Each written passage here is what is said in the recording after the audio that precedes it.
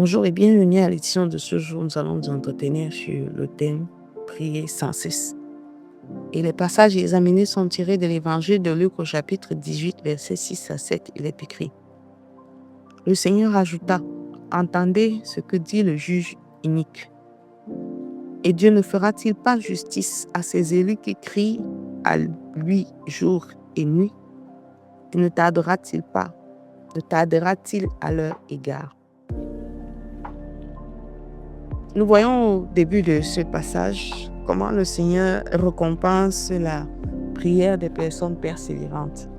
Il a donné une parabole de la veuve et il expliquait comment est-ce que la veuve a fait pression à ce juge inique qui ne connaissait pas Dieu afin qu'elle rende un jugement en sa faveur.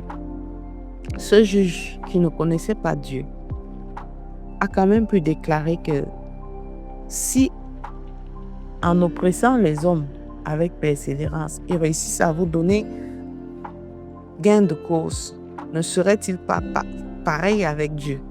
Dieu ne fera-t-il pas justice à ses élus qui crient à lui jour et nuit? Et ne tardera-t-il à leur égard? Alors il est important d'être persévérant dans tout ce que nous faisons. Il est important d'être patient dans tout ce que nous faisons parce que ce sont des vertus, ce sont des fruits de l'esprit. La patience et la persévérance.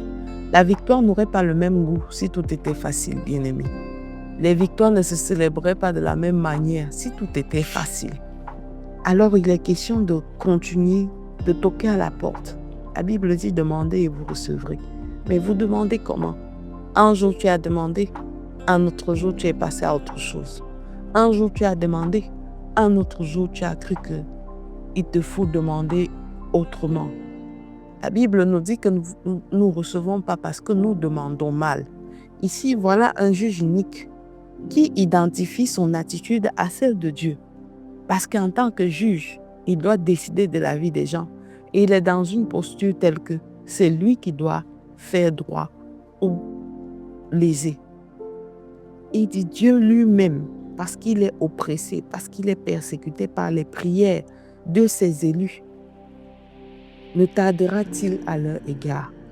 Alors, bien-aimé, si un juge inique a pu avoir ce genre de position, combien de fois toi qui connais la parole? L'apôtre Paul pouvait dire dans Thessaloniciens: priez sans cesse, parce que c'est la prière avec insistance, avec une foi qui déplace les montagnes, qui produit les fruits.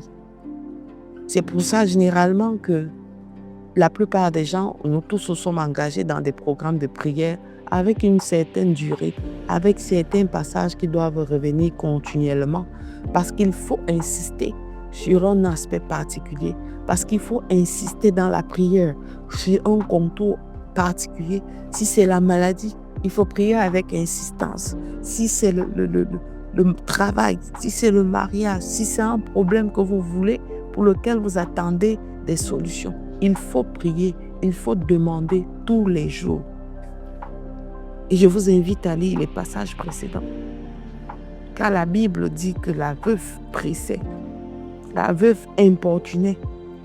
Si une veuve a importuné un juge unique qui a dit Dieu ne fera pas, il faut importuner Dieu, bien-aimé.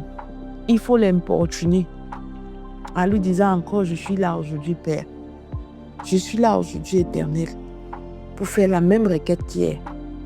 Je suis là aujourd'hui, Papa, afin que tu comprennes que je persévère dans ma requête, afin que tu comprennes que parce que je persévère, j'y crois, afin que tu regardes le cœur avec lequel je demande. Seigneur, je persévère, afin que toi seul, tu continues par la puissance de l'Esprit Saint à illuminer mon cœur. Amen. Je te recommande de faire cette prière ce matin avec moi. Père éternel, en ce jour de Pentecôte, je prie que la lumière du Saint-Esprit éclaire mon cœur, éclaire mon âme, éclaire mon esprit. Je prie que la lumière du Saint-Esprit entre dans tout ce que j'ai.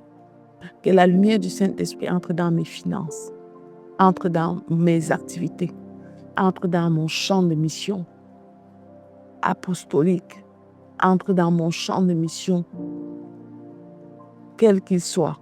Bien-aimé, commence à déclarer: je prie que ta lumière entre aujourd'hui dans ma chair.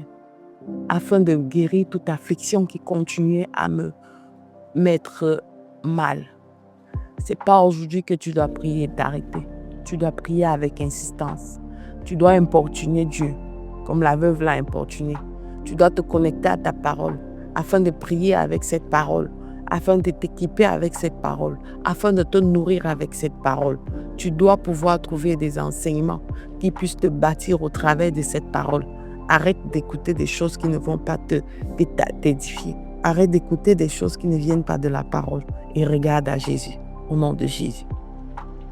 Que Dieu bénisse la journée de chacun et qu'il accorde la lumière suffisante afin de comprendre dans quelle dimension nous devons continuer à insister, sur quel pied nous devons continuer à danser.